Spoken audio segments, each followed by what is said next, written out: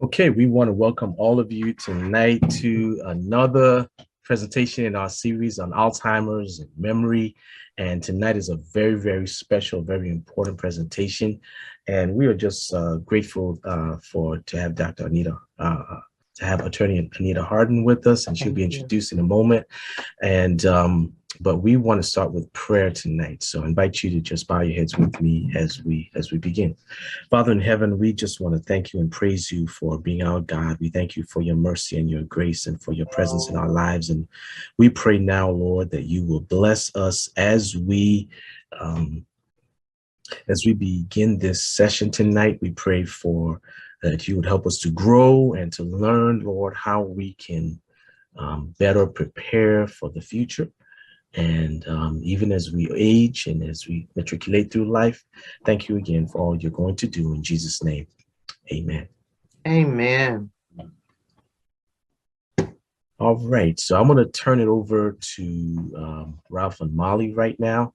Okay. And I just want to set some ground rules here that we have, and I think those who wish to use the chat, they could use the chat for any questioning. Anita, did you want anyone that would want to do a live questioning? You welcome that? Yes, I welcome that also. So first of all, it's really great to see everybody. And I'm so glad to see Anita Harden, a longtime colleague of mine. Thank you. And she's a real expert at elder law. And I know, though doctors and attorneys often don't like each other, Anita and I have a great relationship. So we're going to defy the odds here. But I will say, as somebody who does care for older people, lawyers are essential, and lawyers who are providing legal services for older people often find themselves telling their clients, you need to go get a letter from your doctor saying XYZ. So how do you handle those situations? And, how does that work out? So I think, Anita, it's probably just best if you just roll along. And then I think what we'll do is, maybe the sort of medical stuff can wait like at about, 7:45-ish or so, it means it doesn't have to be a hard cutoff. And then maybe we can sort of dialogue about some examples on how we handle some specific cases working together. But I'm going to let you just take the floor here because I know you do a smashing job. So I'm going to thank you, Doctor. And I do want to touch on that because lately I have been dealing with that a lot, telling clients or their loved ones, I want them to get a statement from the doctor, and I'll give you some examples in a little bit without violating attorney-client privilege. But my name is Anita Harden, and I'm from Indianapolis, Indiana. Went to Shortridge High School, graduated from Ball State University, and then went to University of Houston Law School. I was originally going to stay in Texas and practice. However, some time ago in the 90s, I got this call from my dad saying that my mother was forgetting her keys and forgetting this. And I'm just thinking, oh, Dad, that's just part of getting older. But when I came home to visit, I noticed that something a little bit more was going on. I prayed over, and at that point, I made the decision to move back to Indianapolis. We took her to the doctor, come to find out she was in the mild stages of Alzheimer's. That was around 1999. It progressed, so she died of pneumonia, but by that time, the Alzheimer's had gotten very, very, very advanced, and that was around 2008. However, around 2005, I started noticing my father having some cognitive problems. Now, because we had dealt with this with my mom, we discussed it, and he got in some therapies. I would say there were studies over at IU Hospital, and he got diagnosed with mild Alzheimer's. Because of the various studies and things that he did, his did not progress as aggressively. However, being in all of those situations, I decided to get out of the law I was doing, whether it was in state government or if it's in politics, and start practicing elder law. And so ever since about 2007, I've been doing elder law full time. It is my ministry. So when people come to me, it's not just about doing documents. I mean, I can cry with them, laugh with them, sympathize with them because I know what they're going through. Because my father, he finally passed in 2014. However, when my father passed, I thought that was all. And then I get a call from New York from a nursing home that my auntie was having rehab because she had slipped and fall. She had fallen and she didn't have any children, had never been married. And so she put my name down. And so went up to New York with the, main purpose of putting her back into her apartment. But when he got up there, she was in no ways ready to go back. She was by herself and she said she wanted to come back to Indianapolis, her hometown. She had been living in New York for 50 years. So then I became the caregiver also for my aunt, and she died in 2016. So from 1999 to 2016, I was a caregiver too. So I know what it feels like to have an out of town relative, all of that. With that being said, I want to go into this because I really, really, really want to talk about some things in dealing with doing your estate planning. Now, when you hear the word estate, lots of times people think, oh, that means I have a lot of money. No, it just means having your affairs in order. And I noticed that since COVID, a lot of people are more conscious of that. And I'm going to tell you why I think so. Because COVID brought on the realization that a lot of people during particular times of this could not go in and see their loved ones. And a lot of loved ones did not have paperwork signed. By that, I mean, they did not have a power of attorney over their finances where that daughter or son or spouse could go pay bills that were only in their name. Or they did not have a power of attorney over their health care where decisions could be made if they were in a facility, had surgery, were medicated, couldn't make them for themselves. They did not have a will because maybe they had gotten too far along in their dementia or Alzheimer's. And so these are the things that we're going to talk about tonight because a lot of people who have been perfectly healthy have all of a sudden found themselves in situations where either them or their loved ones need some form of estate planning. This is going to be very interactive. So if you have questions, you can either put it in the chat and someone will read it off to me, or you can just come on board with or without your picture and ask me questions. So with that being said, let's go with the first thing, a will. Now, everybody kind of knows what a will is. It's a document that if you are going to pass and go on to glory, and who do you want? Who do you want your things to go to? Who do you want your home, your clothes, your house, your car? Who do you want that to go to? And besides naming who you want it to go to, who do you want to head that process up? Who do you want to be the executor of that will? In Indiana, we call it the personal representative. But who is going to be the person to oversee your wishes? Because the will kicks in at death. Now, a power of attorney, on the other hand, is a written document that you do that only is appropriate and current while you were alive. And then at your death, your will kicks in. So the power of attorney says, if it's over your finances, who's going to handle my financial and business affairs if something happens to me? The power of attorney over health says, who's going to make those decisions for me if I can't make them for myself? So those are documents that are important. And the good thing about it, as long as you have mental capacity, meaning your mind is sharp, you're at least 18 years old, you can do those documents for yourself. Now, if it gets to the point where they haven't been done and those things are needed, well, you can forget it as far as the will and as far as the power of attorney. If you don't have mental capacity, you can't do it. So it puts your loved one in a position that they have to go to court and get a guardianship over. What does that entail? A guardianship is where the court says, because of a doctor's statement, you no longer have the mental capacity to handle your affairs. And so the court oversees it, it grants it, it strips, like if I get a guardianship over myself and someone's my guardian, strips me just like a child and someone else has the power to make decisions for me over my health and my finances.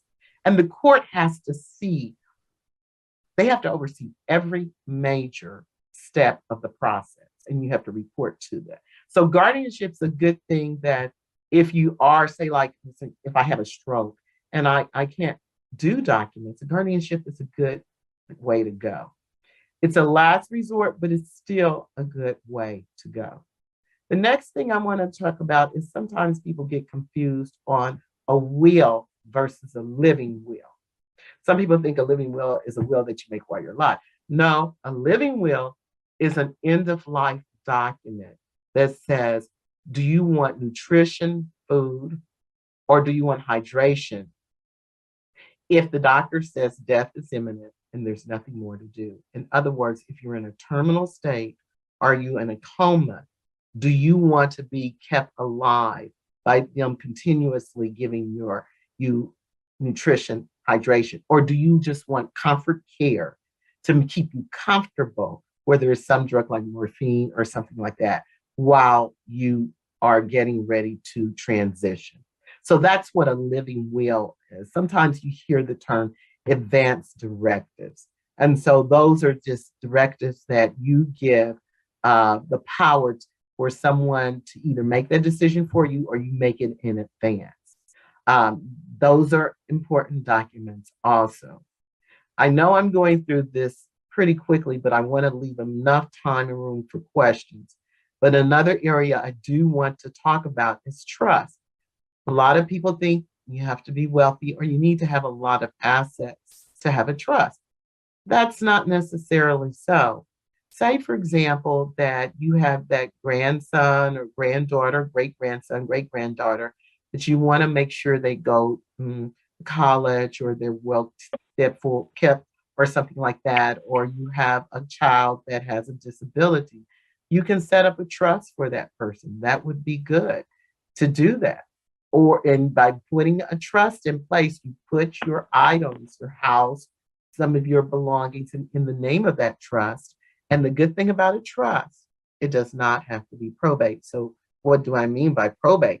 In other words, you do not have to go to court and open up a probate administration to have your executor or personal representative administer that. It is strictly private. And so trusts are good for certain purposes, and you don't need to necessarily to have be a multi-millionaire in order to have a trust. There's different kinds of trust, but it's too much to talk about. So we'll just cover it generally for right now.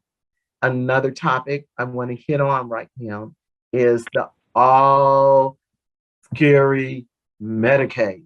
And why I want to spend a little time or a lot of time on that, because that is the topic that I usually get the most questions on also.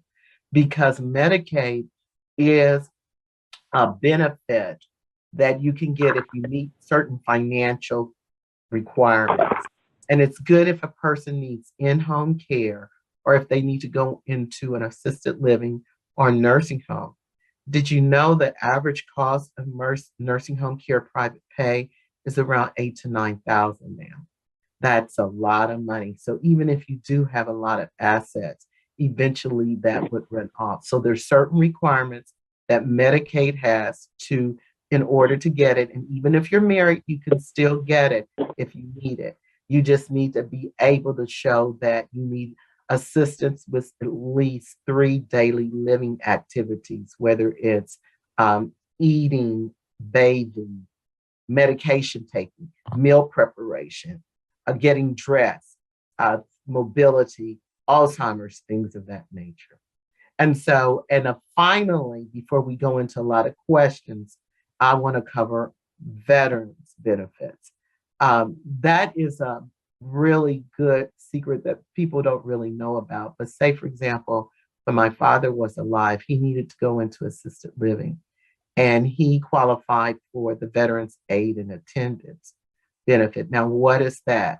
That's a benefit that if you've served at least one day, World War II, the Korean War conflict, Vietnam, various, and you didn't have to actually fight, but you served during those wartime eras, you can get funds to assist you in your home or assisted living to pay for those. And so I got that back in around 2013 or so to help pay for my father's assisted living. There are income qualifications and resources similar to Medicaid, but it's a wonderful benefit. I know I have scurried through a lot and have not gone into detail, but I am going to open it up for clarification on more topics and questions.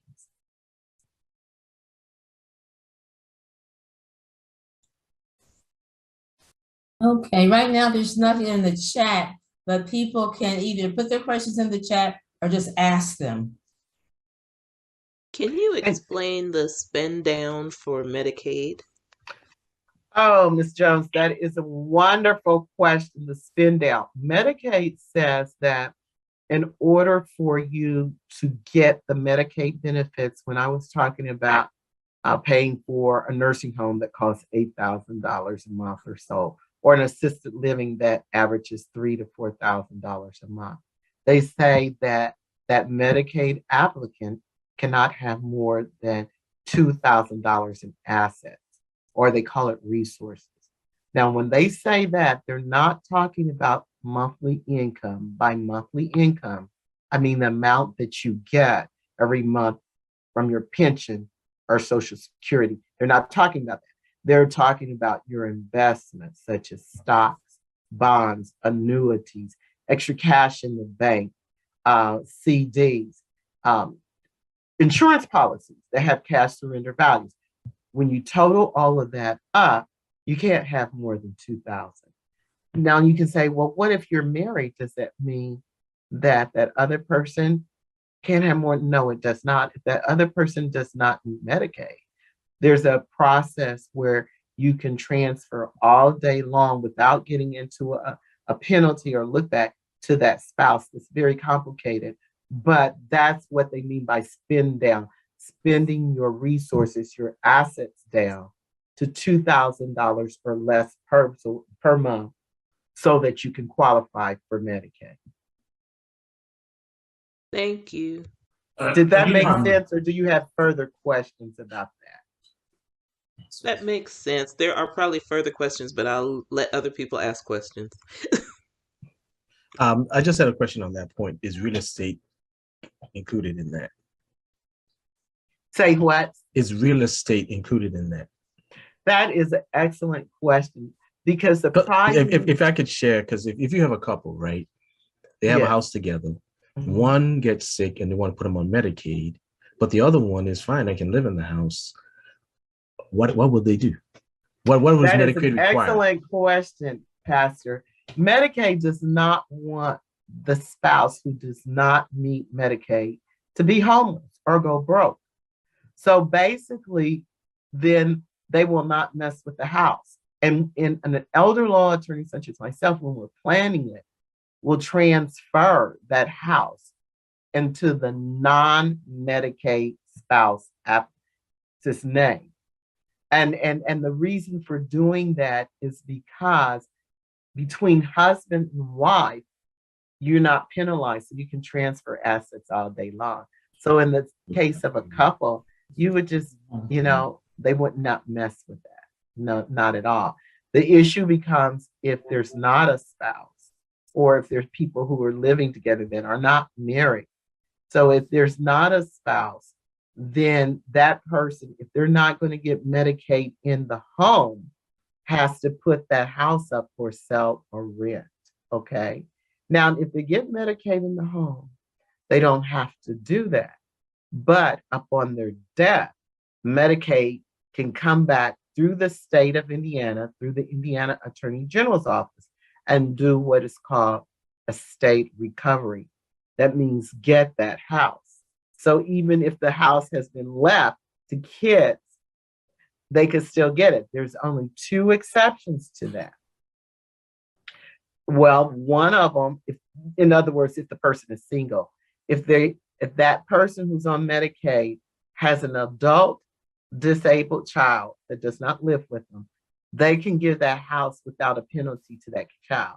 Or if they have an adult child that's not disabled, but has lived with them at least 2 years before they went on Medicaid, that house can be deeded to that child. Okay.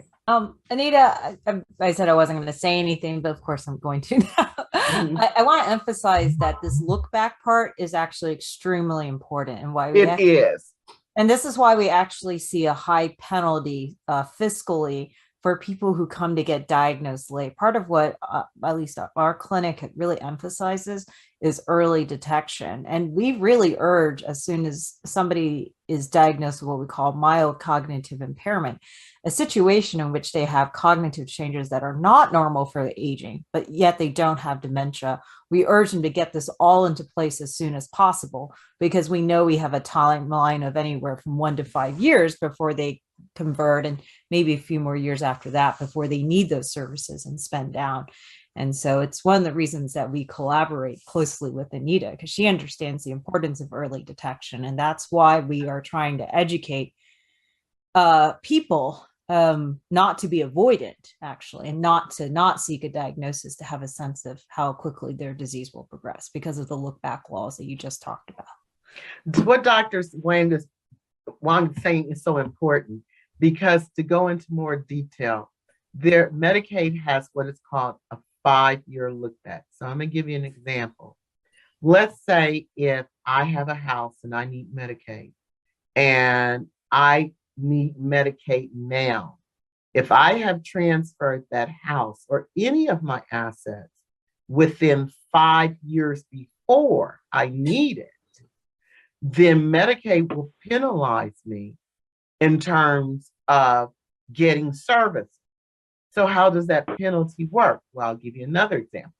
Let's say I transfer that house, and I'm going to use a small figure just to be on the safe side. Let's say it's only $49,000. Well, each year the amount goes up. The Medicaid penalty for this year is close to $7,000.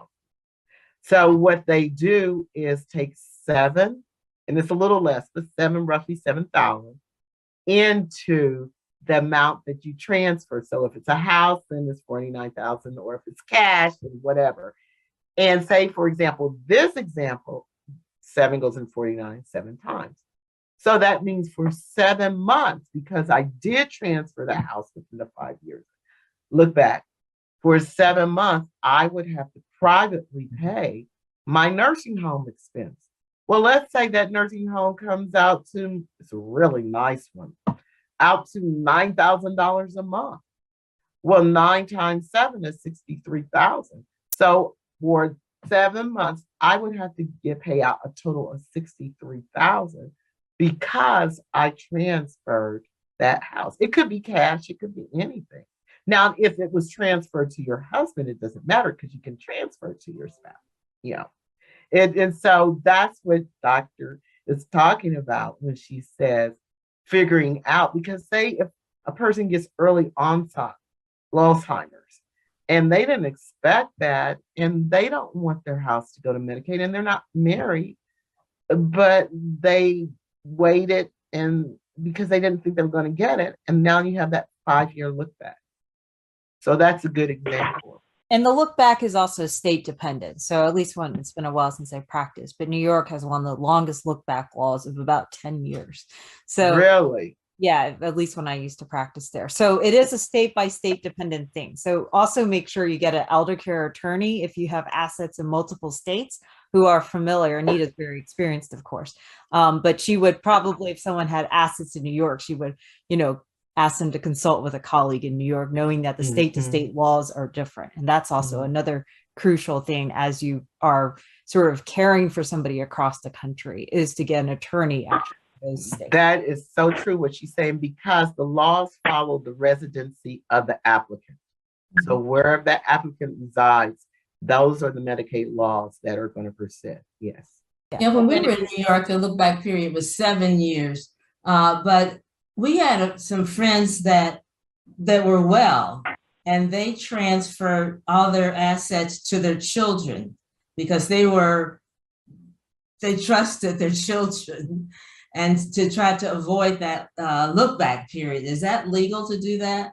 If you do. Yeah, that's very legal, because then when the 5 years pass and then you need Medicaid, then you're good. Another way you could avoid it is we had long-term care insurance, but sometimes it's too late to get that. The only caveat to transferring to your children or your loved one is this: you need to feel comfortable that that particular child or children or them and their spouse, whomever, is not going to get into anything where they might put that asset in jeopardy. So when you're talking about things like taxes, liens, child support, student loans, those kinds of bankruptcy could endanger the property. So those are the things, divorce, you need to have to kind of look out for. Yeah. Those are. And what I say look out for in terms of the stability or the family dynamics of that child you're thinking about. Usually when the children are older, it's not as much an issue. If they're still very young, you don't know what life is going to bring. Yeah. I will say, though, one of the biggest mistakes that we get called in for adult protective services is the parent has trusted the adult child, given them their home, and the adult child owns the home and is now trying to basically evict them without or trying to charge them rent and their unlimited Social Security funds. So that's a common, unfortunately, we do see that. So you do need to be super careful as you make this. Right.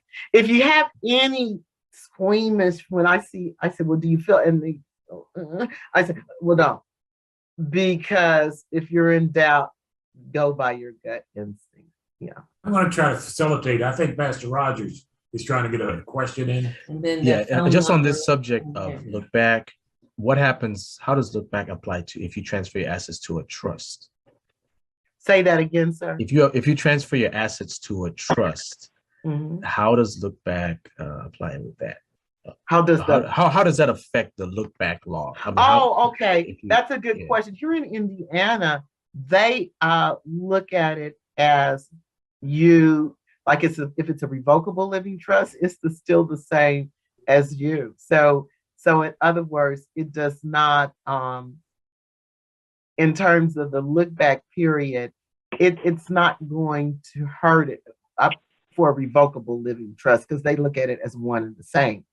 But for an irrevocable trust, that's where it can get you, because Medicaid always looks at, can you get a hold of the funds? See, with a revocable trust, if I make it, I can still get the funds. And so as far as they're concerned, I haven't really truly given it away. I can still access it. So it's not going to really impact it. But where it impacts the look back to really, really kick in, if I transfer it to an irrevocable trust, meaning I have no control over it whatsoever. So therefore, that is a transfer to a completely another entity because I can't touch it.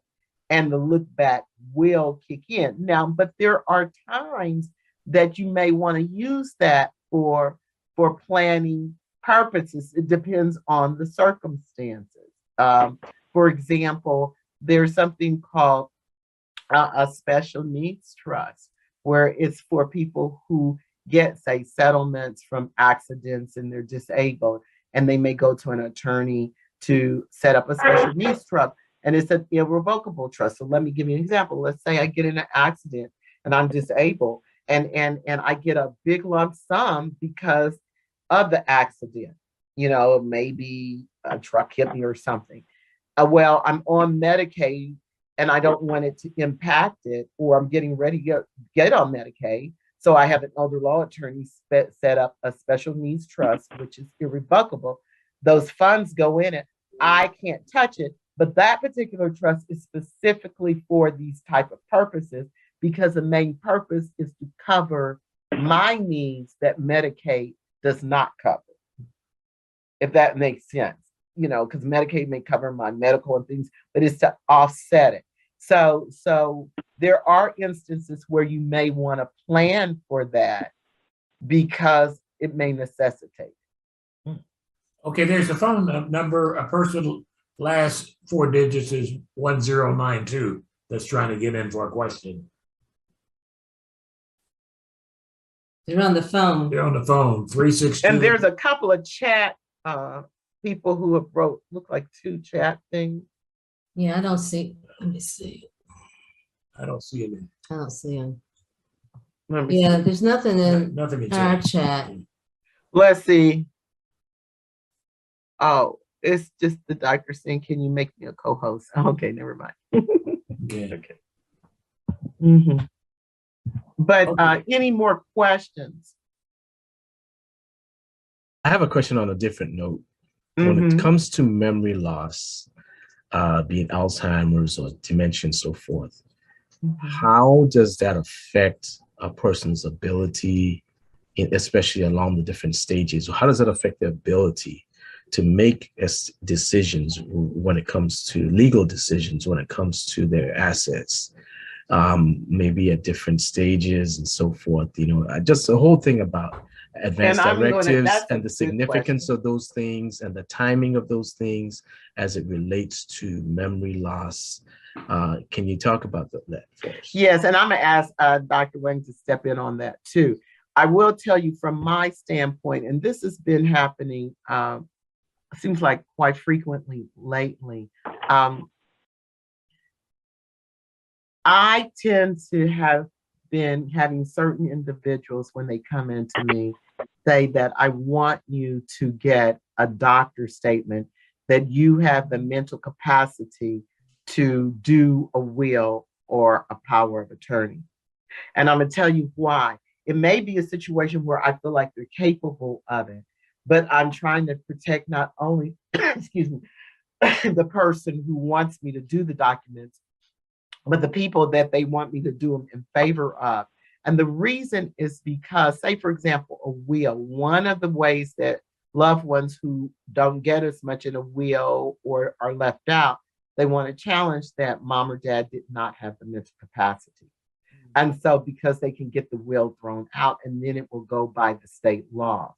So I have them get a doctor's opinion, even if I think they're capable of it. All right. And then I put it in my file. I have had situations after the person died, their loved one actually called and said, you know, you should have done that will. They didn't have the capacity. And it's like, I had a doctor's statement before I did it saying that they did it. So though that's one instance in everything, but I don't try to give them any type of diagnosis myself because I'm not a doctor. So I want Dr. Wayne to jump in on that too. Yeah, that's a great question. It's actually probably one of the most frequent reasons for consultation. So let me just weigh in on what doctors can and can't do. Doctors can actually weigh in on a diagnosis, okay? They can weigh in on the severity of the cognitive impairment from the diagnosis. Now, we do not weigh in on whether somebody can make legal documents, okay? Only an attorney can decide that, but as Anita pointed out, they only want to make that decision with supporting data. And only a judge at the end of the day can decide whether that will is going to be valid. And of course, Anita doesn't want to have her wills overturned in court or being challenged. It's the beginning of a lengthy and painful process for everybody. So when we get asked this question, what I usually try to state very clearly is what is the diagnosis? Okay. So we can either label people in three categories, and we've talked about this before in our previous sessions, but just to refresh everyone's memory, people can either be cognitively normal, and I'll state that in my note. They can have what we call mild cognitive impairment, a condition in which they have cognitive changes that are not normal, but they're still functioning okay.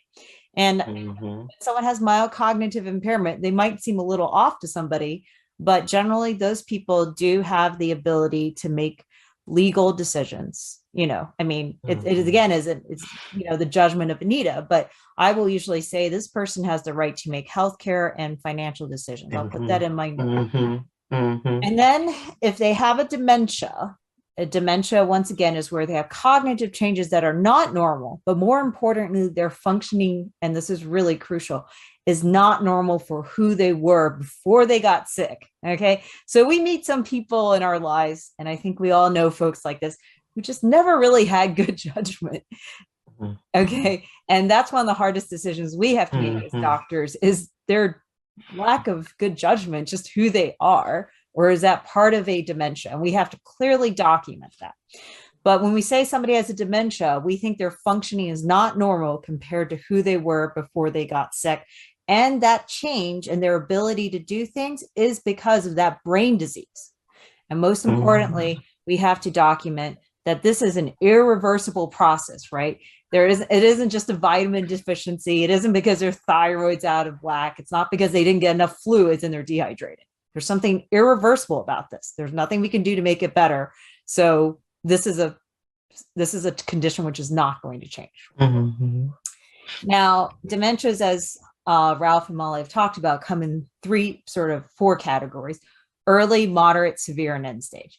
Now, moderate, severe, and end stage, it's pretty much deemed that someone does not have capacity to make decisions. That's pretty straightforward.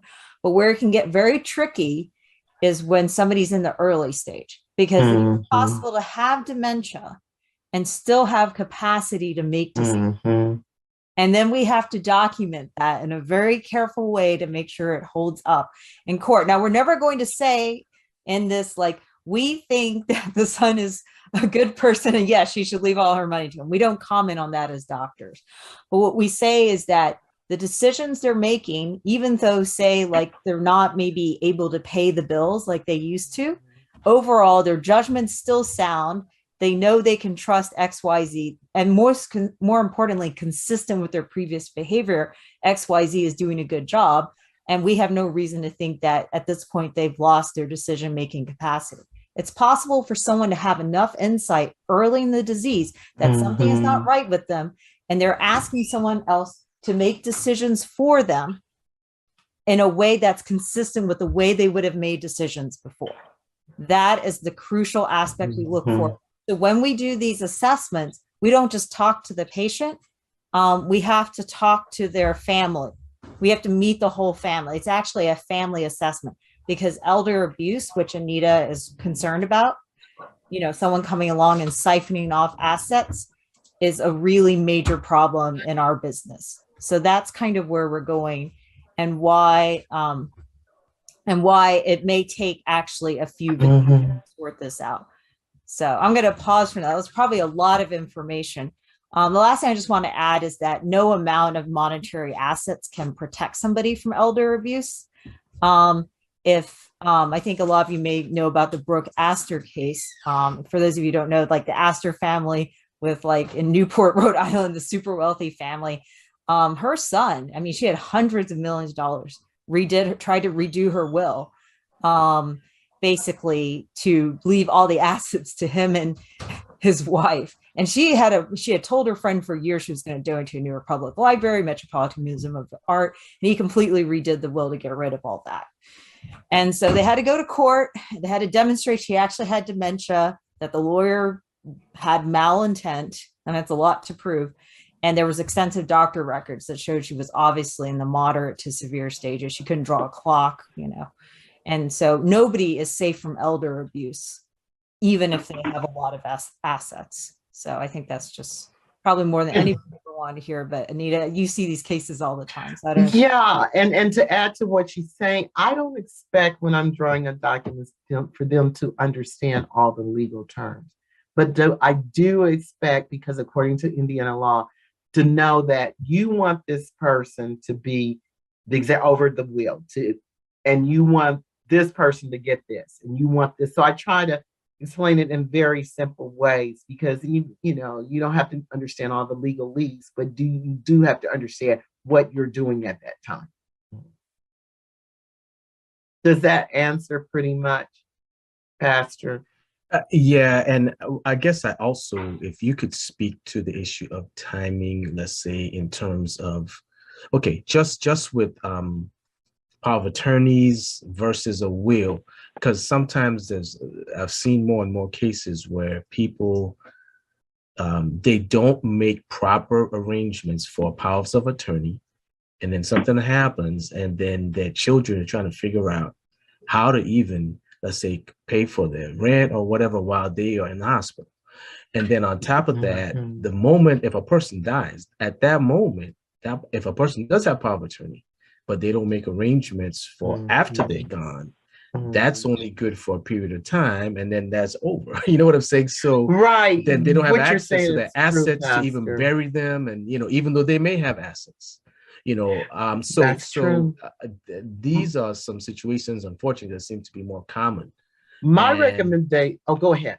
I'm sorry. Yeah, and go so ahead. I wanted to be able to speak to this because we see this from time to time, and it brings a hardship on families and confusion as well.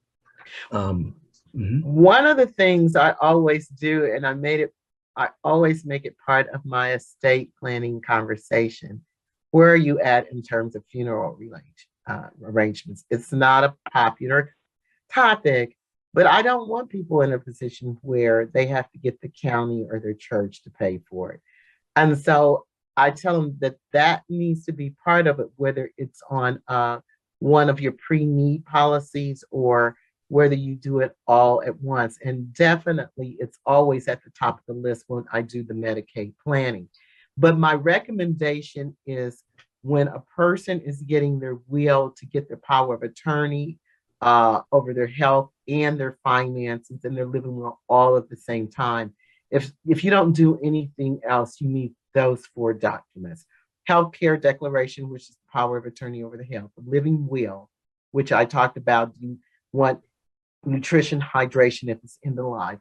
The last will and testament, and a durable power of attorney, which covers your business affairs and your health. That should be done immediately, no matter what age you are. And why I say no matter what age you are, because even if you have young children, you need to kind of state and figure out who you want to be over those children. Because there are so many factors that you need to do this. I know even when I was little, my parents never flew at the same time out of fear, something could happen. So those are the 4 documents that need to be done immediately, no matter. Can you repeat that again? Are. Can you repeat those documents? The name. Last will and testament, number 1. Healthcare declaration, which is the healthcare power of attorney over your health. Living will, which is the end of life document that if I'm getting ready to transition, do I want nutrition, hydration, or just comfort care? And durable power of attorney, which is a power of attorney over my finances and my business affairs. And when a person gets one of those, they need to get them all at the same time. Those are crucial. They're critical, and even more so now because of COVID. If I can just weigh in, Anita, if nobody else has a question, I want to emphasize something that's super important also as a doctor. The living will is actually not a binding legal document in the same way that your own will with your assets are.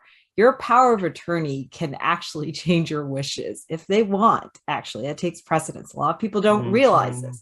So one of my jobs is actually getting everybody together and telling the healthcare power of attorney, are you comfortable executing this? And you'd be surprised. Some people don't even know what they're being asked to do. And so the living will is only as good as your healthcare power of attorney who's willing to execute it. So it is reflexive. So if you don't do any paperwork, Indiana has what we call order of precedence. It would be, Anita, correct me if I'm wrong, it would be your spouse, then your children. So if you have more than one children, that could be tricky. And then I believe your parent, and then your siblings, and then I think there's a long list of other relatives. So from my perspective as a doctor, probably some of the biggest mistakes I see is when I call the healthcare power of attorney at 2:00 in the morning and says, we need to intubate to keep this person alive because they have pneumonia, but they're a do not intubate. Are you okay with letting this person die? If we don't intubate, and overlooking the shock, it's 2:00 in the morning, because that's when people come in when they're sick. They're like, what are you talking about? And like, they have to make a split-second decision right there. So in order for those documents to be any good, they're only as good as much as has been discussed with both Anita, myself, and it has to be an ongoing conversation, right? Your health is an evolving story. So you can't just make a document, forget about it for 20 years, and you made something when you were 40, but now you're 70. You need to update these things, kind of, Living Will 3.0. The other thing I would emphasize, and I think Anita's run into this too, is healthcare is very expensive. So the other problem I've seen is when you split your healthcare power of attorney and your financial power of attorney, and they don't get along. So again, get everybody in the same room. And I do not recommend putting all of your 6 lovely children all as like power of attorneys. I've seen people do this. And, and I sit down and the parents are like, but I don't want to pick anyone. I don't want to pick their favorite. And I said, did you ever take your kids to the ice cream store? You all went to go get ice cream? Yeah. Okay. Did they all get the same flavor and agree on exactly what they wanted? No, every kid walked out with a different type of ice cream. I was like, okay, so we're not even talking about ice cream. We're talking about life and death. Do you really expect all 6 of your children to agree on the exact ice cream, the exact toppings, and whether they want a waffle cone versus a bowl? Because that's what we're asking people to do. You've got to agree on like 6 different complicated things all at once. So I've always recommended 1 person per line. And as much as possible, have your financial be the same as the healthcare power attorney. It's not required, I know, but I think Anita will attest, hopefully will concur with me. It's easier to have a conversation with 1 person than to persuade. They can consult and get other opinions, but it's important you make sure you pick someone who can, as I say, make decisions under stress at 2:00 in the morning, because that's the person I'm going to be calling. Yeah, let me just. And I know that sounds kind of stressful, but it is. Yeah, we're getting short on time, so let's see the questions. Now, that's kind of my experience. So. The person with the phone number 362-1092. Do you have a question? I think their phone line's been open, but. Oh, okay. Okay. I have a question about capacity. And, I'm trying to straighten this out in my mind, because it seems like the laws in New York are different than the ones here. If someone does not have capacity and decisions have to be made, is it true that it has to have either 2 doctors, they have to go to court or something to determine that the person does not have capacity? It depends. Oh, you go ahead. I was going to say, so only doctors decide capacity. Legal people such as lawyers and attorney decide competency. That's how we. What's the difference? Can you explain the difference? Anita, do you want to explain for how it differs between the 2 of us? You go ahead. Oh, so capacity is something that can change. For example, if somebody gets pneumonia and they're confused, they could get better. They could not have, or say they need a tube down their throat while they're breathing because they need surgery. Obviously, at that point in time, they don't have capacity. But when they take the tube out and they're breathing and thinking normally again, they've regained capacity. Competency, something like Anita and a judge are going to weigh in. That's a much more serious permanent decision, right? If we declare someone to be incompetent, it's going to have way more serious legal consequences. And we never in our charts write whether somebody is competent or not, because it doesn't have any medical grounding. Also, there's 2 ways, and I always ask my clients that they can have me prepare the healthcare documents or the financial power of attorney documents. Is, do you want it to kick in only if there is incapacity? And so therefore a doctor's statement would have to be connected to it. Or do you want it to kick in from the time the document is executed, signed? Most of the time, my older clients say from the time it's executed.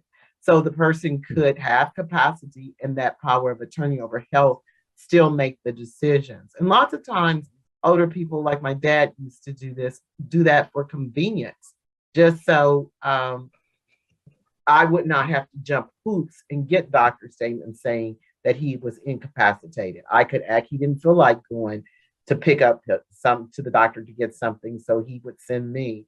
And so there's a couple of ways you can have your documents constructed. That's what I'm trying to say.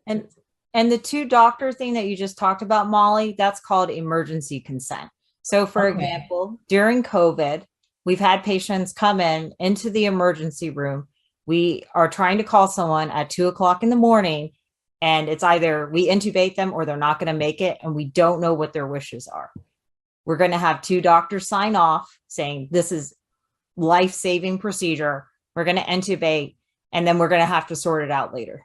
Like maybe it turns out they're DNR, DNI, but we'll sort it out later. Okay, we have about 3 minutes, Anita, if you wanted any final thoughts. My final thought is basically what I said earlier. Now more than any time, it's so important to have those documents in order, because it's something that you don't see the importance of until you need it. And during this COVID period, I have had numerous loved ones just come to me crying because they can't get to their loved ones. I could run to the hospital and nursing homes all day long and do last minute documents. And now that's dependent on the situation now. And it changes daily. And so get those things in order, because as you can see, we're at a time that it's not just impacting older people, but younger people too. Yeah. Quick question. Question. With living wills, they don't have to be executed through an attorney. What's the recommendation as to where those should be placed and who should have copies and that kind of thing?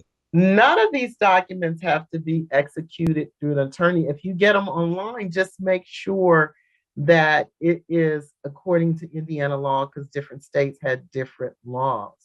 And so if you get it living will online, and I don't know if I'm answering your question, just make sure you said, well, how will I know? Well, it should state it, but I also have to say you get what you pay for. So you might want to be a little careful with that too. I'm not knocking it, but if you have a very convoluted situation that you may need to discuss with an attorney, I'd say when in doubt, go ahead and get a professional to do it. Okay. Yeah. But you don't have to. No. And from a practical standpoint, you should make sure that your doctors, your primary care doctors, have them scanned into the medical system. So that way your healthcare powers of attorney should have a copy, and they should know where to assess the original. Okay. Should they be asked to bring that original? So they should know how to access that. And if you really have very strong wishes, so for example, if somebody has end stage cancer, there's something called a POLST, POLST. Yeah. And those are actually doctor's orders. Now, those are not legally binding, those are medically binding. And so those are way more powerful than a living will, but only a physician who's qualified can write those, or a healthcare professional. Usually it's a physician. Okay, I know we kind of ran out of time, but Anita, I would like to just, if you could leave your contact available, so if a person whose questions won't come until 3:00 in the morning, instead of them calling you, can they call your office and perhaps? Sure.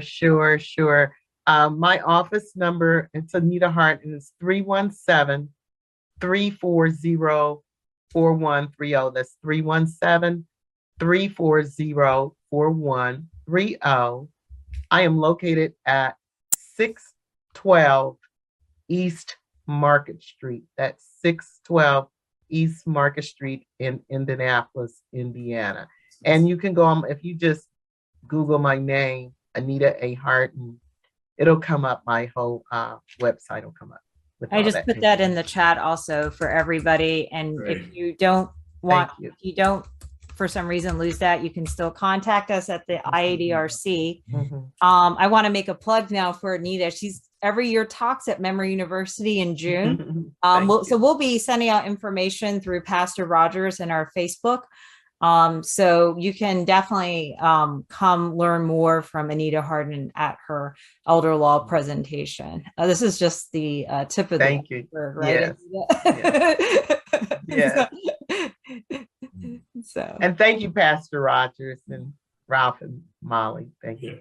You're welcome. Thank you. Thank you very, very, very much. This was very, very informative. And I just want to encourage everyone, you know of people who may not have been here. Now, we did record this. And so if you need it, you can let us know. We can make it available so that you can see it, because we want the word to get out so people can plan and prepare. Okay. Mhm. And I know we're about to, we got about a minute left. The issue of records, I think whether people are in the military, the records they need to have, where I see it every now and then where family members don't know where to find a will.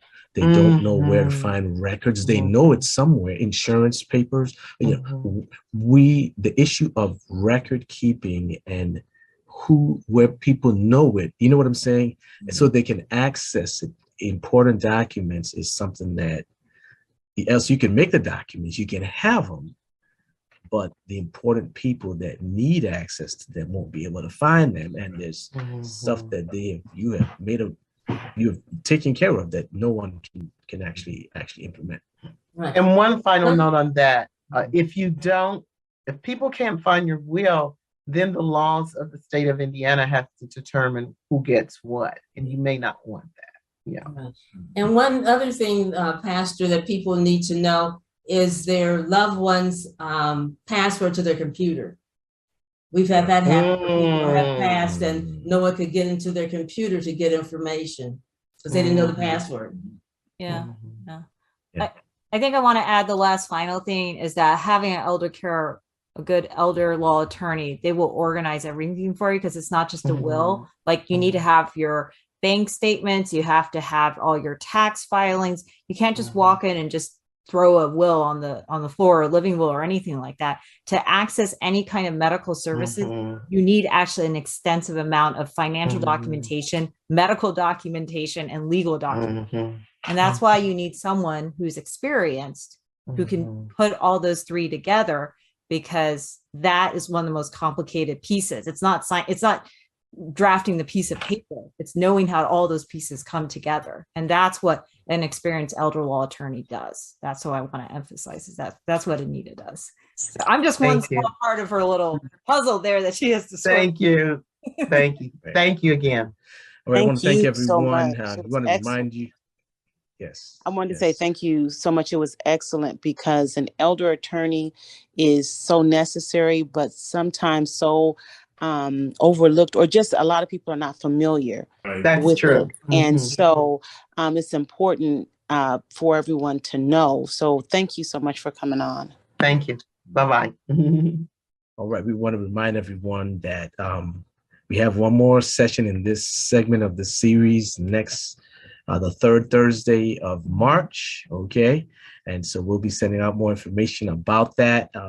And Ralph and Molly, you'll let us know just what we're going to be covering in that session. Okay, let's pray as we close right now.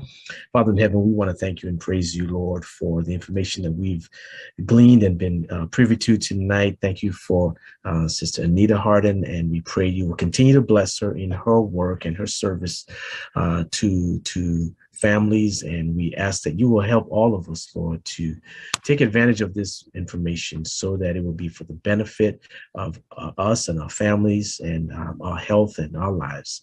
In Jesus' name, amen. Amen. Good night, everyone. All right.